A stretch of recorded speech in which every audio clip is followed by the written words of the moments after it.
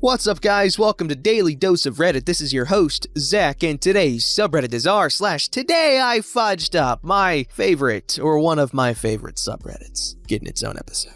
Don't forget to like, subscribe, and hit that bell to never miss an episode. This story's called Today I Fudged Up by trying to gift my boyfriend some sweet undies and subsequently spoiling his surprise proposal plans. Love the alliteration there. Fun. About 3 weeks ago, I began preparations to get a nice gift for my boyfriend, who I'll call Ray, to celebrate 4 years of dating. We live in a terribly humid place, and all summer he's been complaining about how sweaty his ass and balls get whenever he goes outside. He's been buying the same brand of cotton boxer briefs since we started dating. I thought it would be a nice homage to our great relationship, a great way to take care of the butt I get to squeeze on the regular, to splurge on a male subscription service to some silky, micromodal underwear. They are pricey, but known for being wicking, cooling, and overall very nice on the buns and balls. I ordered the first pair to present to him on the day of, and set up for a pair to be delivered monthly thereafter. I used his email on the sign-up so that I could simply pass on the account to him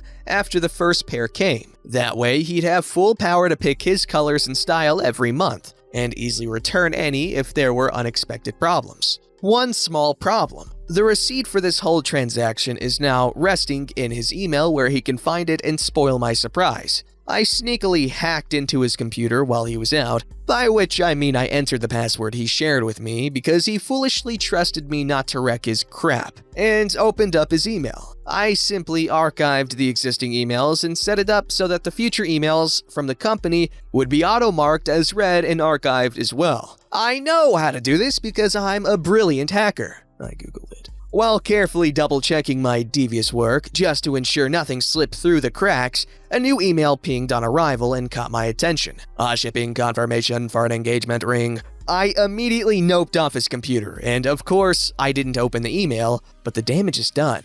Secrets out. My heart fell right through my butt, you guys. I actually died, and now I'm ghostwriting this. Oh, ghostwriting. Oh, you missed an opportunity there, man. I probably should have pretended I never saw that and taken the secret to my grave, but I was too pumped and couldn't keep it in.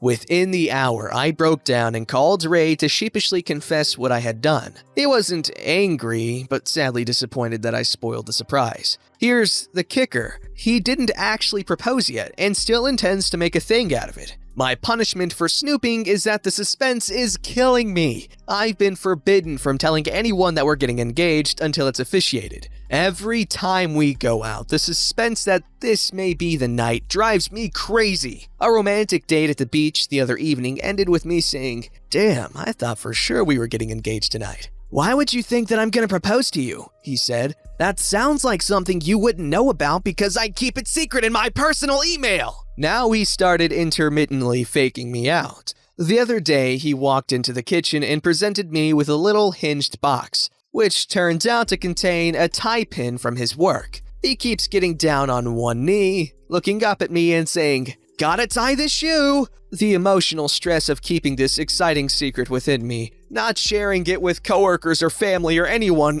is maddening. Every false start sends my heart right back into my butt. One more thing, I somehow screwed up the email settings. The shipping confirmation for the underwear didn't get archived on arrival, and he saw it within a few hours. So that surprise got spoiled too. Turns out I'm not a master hacker, and my attempts have only brought woe into this house. I guess it's not all bad. He reports that the pair of boxer briefs that arrived are very nice to wear, and I do enjoy squeezing his buns in them. If we ever do actually get married, it'll be nice to be hitched to a guy with sweet, silky buns and balls. Well, that's a cute little story. However, I thought you had confessed to going through his email, or not necessarily going through it, but just opening his email. How did you explain your snooping behaviors? Because if he just found out from the email that arrived and not from you telling him, I'm confused as to what? Anyways, that was a cute story.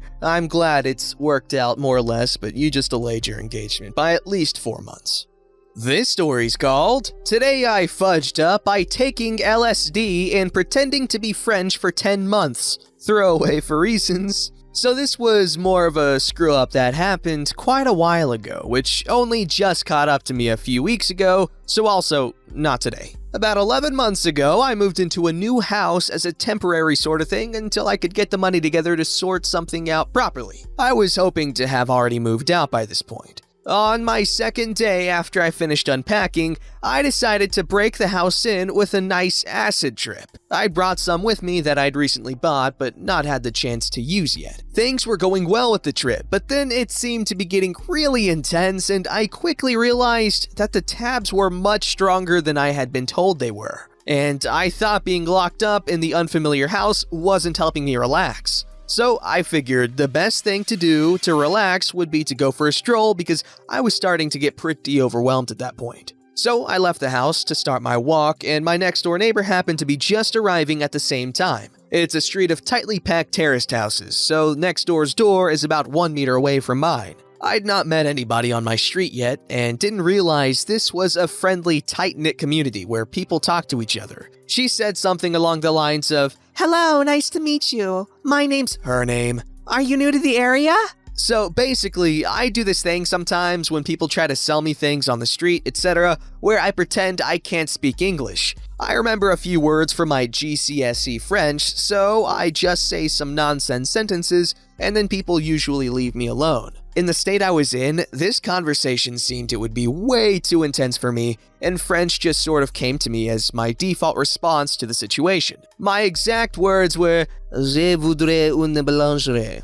There was an attempt. And I shrugged my shoulders a bit with a weak smile. She just left me to it after that, and I got on my way. I did my walk and got home about 2 hours later. I was tripping majorly, so the walk ended up taking a lot longer than it needed to. When I got home, though, my next door neighbor was standing in her doorway talking to another neighbor who was standing outside. I tried to keep my head down because I couldn't handle any more human interaction, but she waved at me and said, "Bonjour." So I instinctively returned the bonjour and got inside my house as fast as possible. When I got in, I started freaking out straight away because I realized that I'd just become French and now 2 of the neighbors think I can't speak any English. The next day, when I woke up, I realized the best I could do, as an Englishman, was just live with the lie for the rest of my short stay in this house to avoid the excruciating embarrassment of having pretended to be French for seemingly no reason. Fast forward 10 months, I still live here, and at this point, I'm in deep.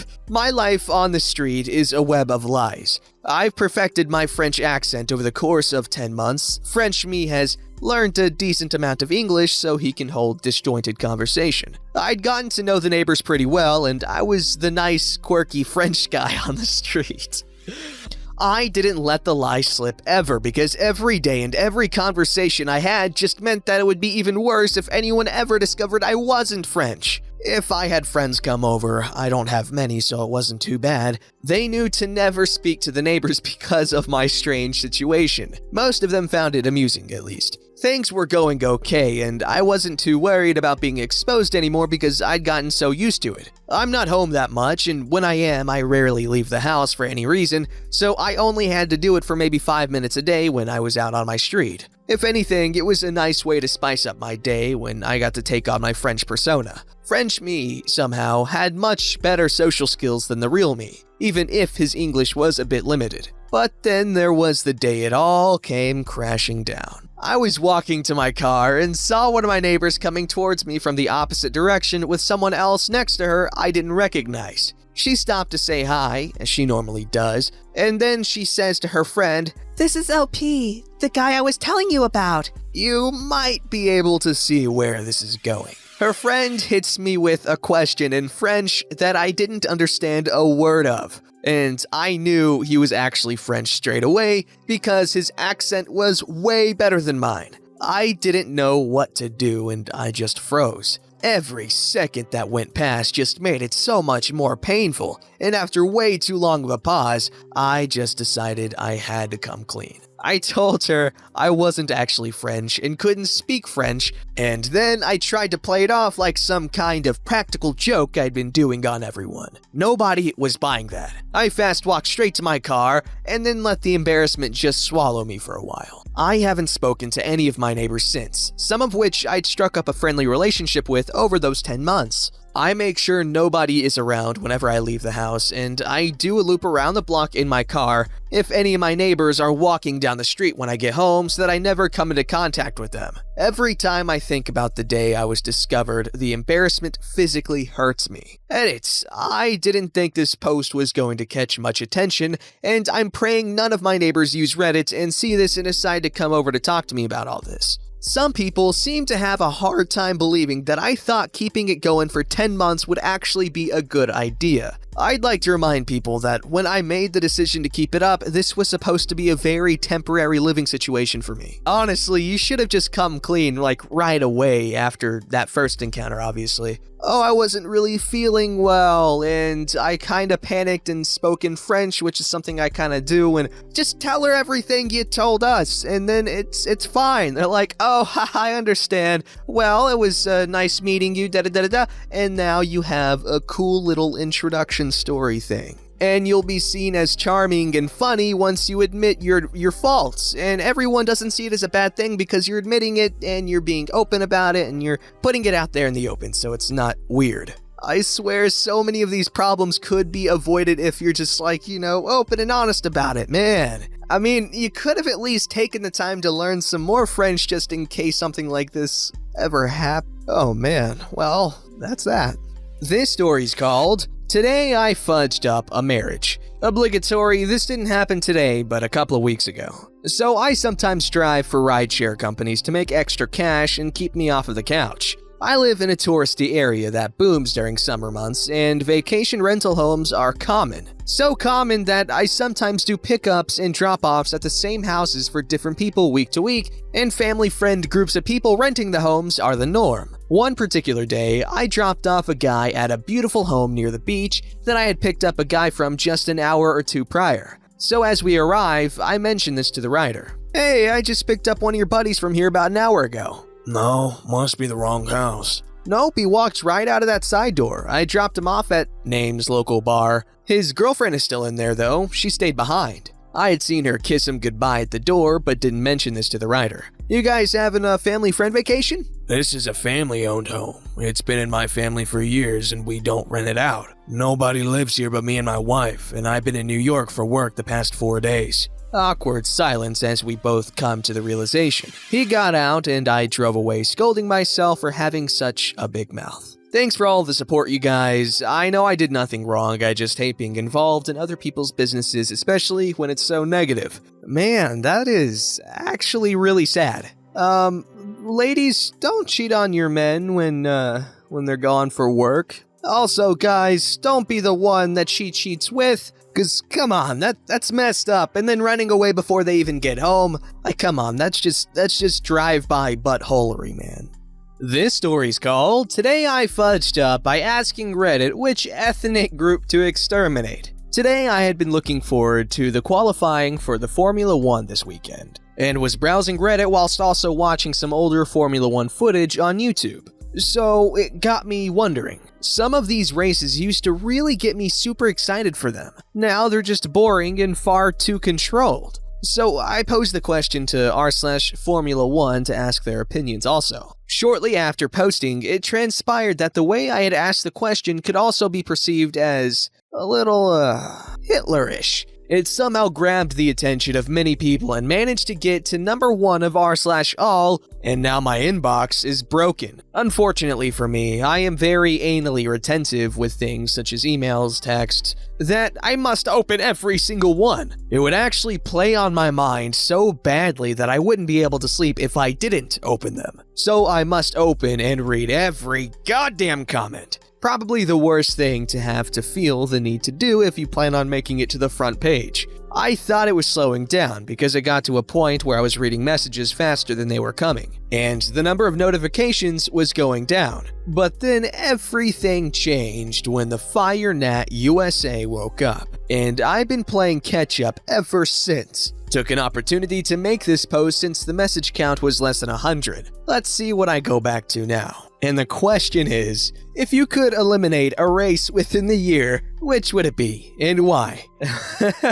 From my perspective, and it's not going to be a popular one, but it would have to be Monaco. As years have gone by, it's become too much of a procession or parade than a race for me. Not enough space or opportunities to overtake on the circuit, making it more of a team tactics battle rather than a race. I do like the addition of some of the recent circuits such as Singapore and Azerbaijan, as they have great opportunities for overtaking with some smart planning on the driver's part. The original post has now made it to be #1 post of all time in r/Formula 1 somehow. As of 19:42 p.m. GMT, I still have over 600 responses to read through. I'll be reading them all, but I won't necessarily be responding to them. I'm really glad that I can make a lot of you smile and laugh today. That wasn't the original intention, but it's a great positive to take away from this experience. Well, that's an interesting mess up, and good job. That's really creative wording on your part. Don't forget to like, subscribe, and hit that bell to never miss an episode.